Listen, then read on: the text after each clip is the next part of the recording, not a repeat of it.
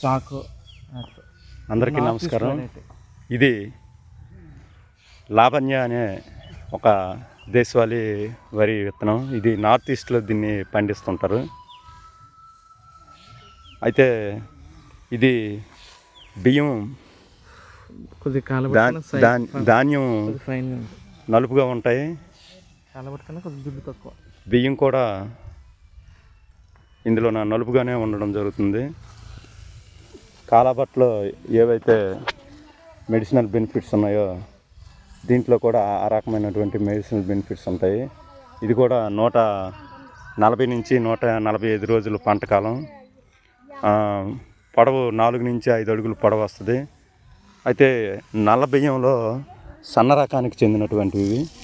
ఒకసారి చూడండి, ధాన్యము నలుపే, బియ్యము నలుపే. ఇవి సన్న రకానికి చెందినటువంటివి.